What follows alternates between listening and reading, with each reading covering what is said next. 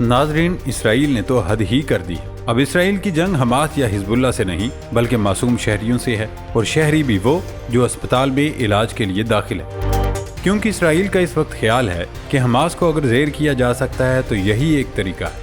اسرائیلی افواج نے کل شدید گولہ باری کے دوران طبی ٹیموں کو گھیرے میں لے کر غزہ کے مزید 2 اسپتالوں کو محاصرہ کر لیا اور کہا کہ اس نے غزہ کے مرکزی الشفا اسپتال میں جاری جھڑپوں میں 480 مزاحمت کاروں کو پکڑ لیا ہے، جس کی تصدیق کے لیے ایک بھی ثبوت پیش نہیں کیا۔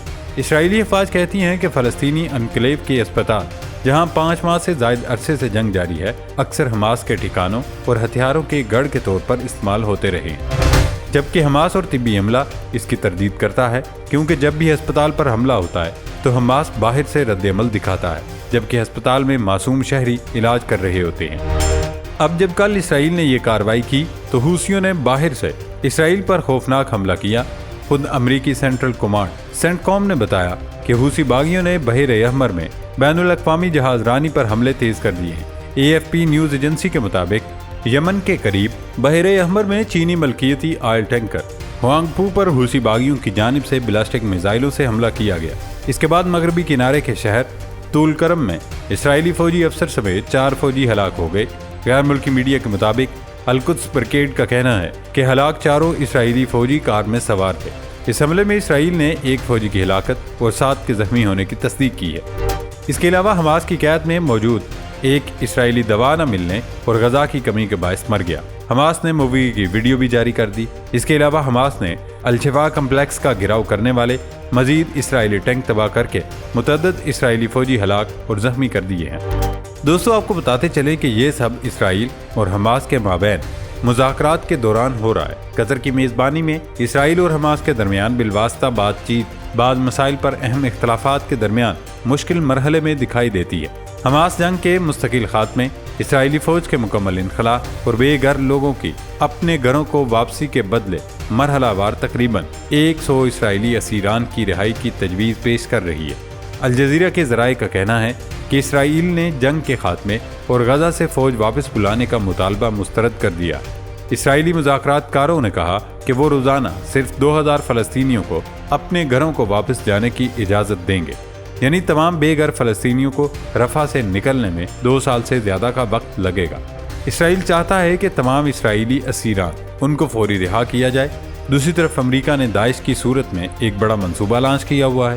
روس کے دارالحکومت ماسکو میں دہشت گردی کی ذمہ داری داعش نے قبول کر کے امریکی پالیسی سازوں کی مشکل آسان کر دی ہے۔ امریکی میڈیا نے شور مچانا شروع کر دیا کہ اب پھر مسلم جنگجو گروپوں کو نشانے پر لیا جائے۔ روسی دارالحکومت میں دہشت گردی کے بڑے واقعے کی ٹائمنگ بہت پراسرار ہے۔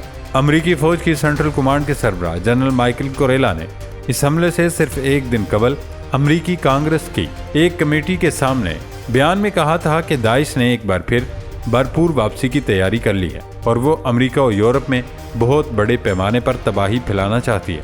مغربی میڈیا آؤٹ لیٹ اپنے تجزیوں میں حکومتوں پر زور دے رہے ہیں کہ مسلم جنگجو گروپوں کے خلاف نئے سرے سے آپریشن شروع کیے جائیں۔ یہ واویلا بہت معنی خیز ہے، کیونکہ عالمی برادری کی توجہ غزہ کی صورتحال پر ہے اور اس حوالے سے امریکہ اور یورپ کو شدید شرمندگی اور تنقید کا سامنا ہے۔ اسرائیل کو نہتے فلسطینیوں پر بمباری سے روکنے میں امریکہ اور یورپ اب تک ناکام رہے۔ اس سے مسلم دنیا میں بھی دونوں کا امیج مزید خراب ہو رہا ہے۔ یہی وجہ ہے کہ امریکی میڈیا نے اب فوجی اور انٹیلیجنس ذرائع کے حوالے سے یہ راگ الاپنا شروع کر دیا کہ داعش کا اگلا بڑا حملہ امریکہ میں یا امریکیوں کے خلاف بھی ہو سکتا ہے۔ محسوس کیا جا سکتا ہے کہ مغربی اور بالخصوص امریکی میڈیا آؤٹ لیٹ اسلاموفوبیا کی ایک نئی اور توانا تر لہر پیدا کرنے کی کوشش کر رہے ہیں۔ ایسا کرنا اس لیے ضروری ہے کہ امریکہ اور یورپ کو تارکین وطن کے سیلاب کا سامنا ہے۔ اسلاموفوبیا کی نئی لہر آنے سے مسلم دنیا کے تارکین وطن کو نشانہ بنانا آسان ہو جائے گا اور ان کی آمد روکنے میں غیر معمولی مدد ملے گی۔ تجزیہ کار کہتے ہیں کہ وسیع تر تناظر میں دیکھا جائے تو داعش اور دیگر جنگجو گروپوں کے خلاف نئے وسیع البنیاد آپریشن کی آڑ میں افغانستان، ایران اور پاکستان کو بھی نشانے پر لیا جا سکتا ہے۔ دوستو، اس کے برعکس اسرائیلی جنوبی غزہ کی پٹی کے شہر رفح پر متوقع حملے کے حوالے سے تمام بین الاقوامی بالخصوص امریکی تنقید کے باوجود اپنے اعلان پر قائم ہے۔ اس کے باوجود اسرائیلی قیادت اور وزیر اعظم نیتن یاہو کو غزہ میں جنگ اور رفح حملے کی وجہ سے اندرون اور بیرون ملک سخت تنقید کا سامنا ہے، خاص طور پر جب سے پٹی کے 2 سب سے بڑے شہروں غزہ سٹی اور خان یونس پر قبضے کے بعد اسرائیلی افواج نے حماس کے ساتھ قیدیوں کے تبادلے کے معاہدے کو مکمل کرنے کے لیے یا تو زمینی یا جاری مذاکرات میں کوئی خاص پیش رفت حاصل نہیں کی۔ لیکن یہاں سوال یہ پیدا ہوتا کہ اسرائیل آخر کیوں رفح پر حملے کے حق میں ہے اور کیوں اس کی اصرار کر رہا ہے۔ دراصل بہت سے مبصرین اس بات پر متفق ہیں کہ اسرائیل کا پختہ عزم ہے کہ حماس برسوں سے رفح کراسنگ اور غزہ اور مصر کے درمیان سرحدی علاقے کو ہتھیاروں کی اسمگلنگ کے لیے استعمال کر رہی ہے۔ حالانکہ مصر نے بارہا اس کی تردید کی ہے۔